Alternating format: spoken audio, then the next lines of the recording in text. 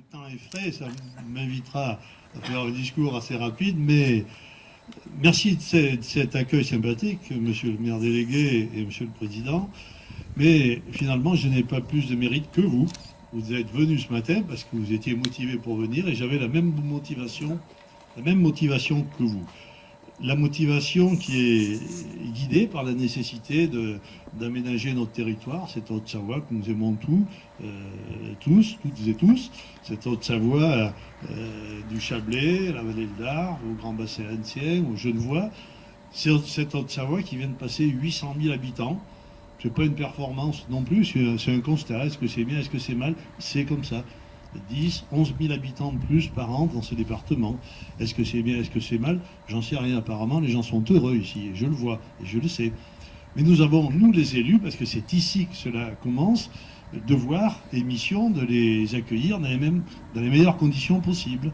C'est la responsabilité des communes, des intercommunalités avant tout, mais c'est aussi une volonté du département, une volonté quasi historique, que d'accompagner les programmes qui sont mis en place.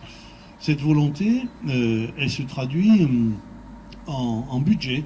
Ce n'est pas à l'époque où vous êtes tous confrontés à la loi NOTRe, les élus, nous aussi d'ailleurs, l'obligation des départements n'est pas, comment dirais-je, nous n'avons pas d'obligation à intervenir, et Dieu soit loué, nous avons la possibilité de le faire. Ce n'est pas le cas pour les transports qui nous ont échappé, c'est terrifiant. Ce n'est pas le cas pour l'économie qui nous a échappé aussi, et c'est pire encore. Donc sur l'accompagnement du logement et du logement aidé en particulier, oui, nous avons la possibilité de le faire et nous le faisons. Ce sont plus de 8 millions d'euros dans le budget que nous avons voté il y a quelques semaines, et c'est une habitude et une tradition, tu sais, il y a 8 millions d'euros qui ont été fléchés sur le logement aidé. Nous avions pris une mesure qui était assez impopulaire il y a quelques années, et c'est moi qui l'avais proposée. Cette mesure consistait à prendre une garantie hypothécaire sur le cautionnement des emprunts réalisés par les collectivités pour les opérations, par les opérateurs.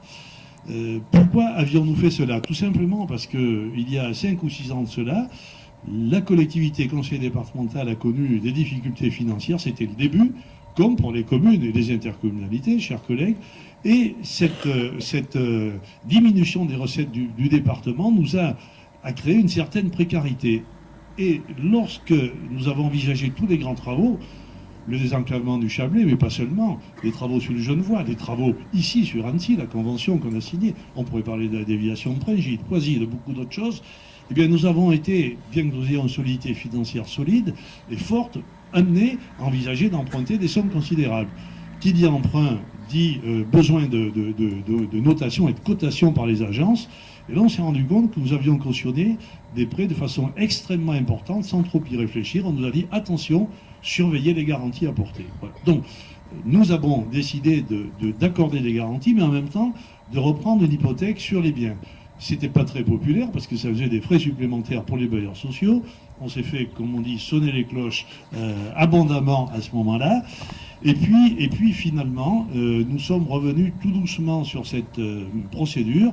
Et depuis l'an dernier, nous apportons une garantie partagée avec les collectivités.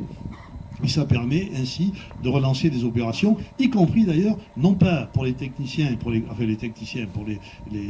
connaisseurs, non pas pour les PLAI et les PLUS uniquement, mais pour les PLS, parce qu'on a besoin d'un certain nombre un habitat qui est destiné à tout un chacun qui relève du PLS et pas... et on s'était rendu compte effectivement qu'en matière de PLAI et PLUS, on n'avait pas une demande aussi forte. Voilà. Donc la politique du département, elle a changé. C'est-à-dire que nous sommes à l'écoute et relativement attentifs à la demande. Enfin, et pour terminer, une deuxième disposition a été prise, et j'ai demandé à Françoise Camusot, que tout le monde connaît ici, de l'étudier et de la mettre en place, un accompagnement supplémentaire des collectivités pour les acquisitions foncières, parce qu'on sait que le foncier est cher, voire très cher, voire inaccessible, et on a déclenché un crédit supplémentaire pour être un peu plus efficace. Enfin, nous sommes en train, j'ai demandé au département d'étudier une modalité particulière d'accueil pour des personnels particuliers qui sont les personnels qui travaillent dans les EHPAD. Alors, vous allez me dire pourquoi ils nous parlent d'EHPAD, de maisons de retraite ce matin. Ça n'a rien à voir. Ben si, un petit peu quand même. 800 000 habitants, des besoins extrêmement importants, des maisons de retraite qui sont gérées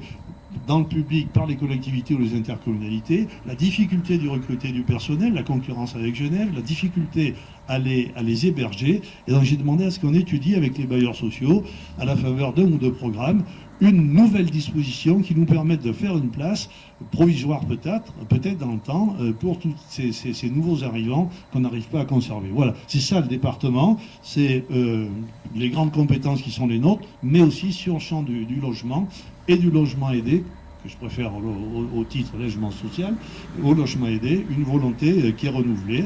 Et puis j'espère qu'on aura l'occasion de se retrouver régulièrement. Mais moi, ce matin, j'ai choisi de venir avec vous et près de vous, parce qu'on peut adorer les cathédrales, mais on peut aussi aider les petites chapelles. C'est ce que j'ai voulu faire avec vous ce matin. Bonne et heureuse inauguration, et puis bienvenue surtout aux heureux bénéficiaires de ces logements qui en profitent amplement. Merci mille fois.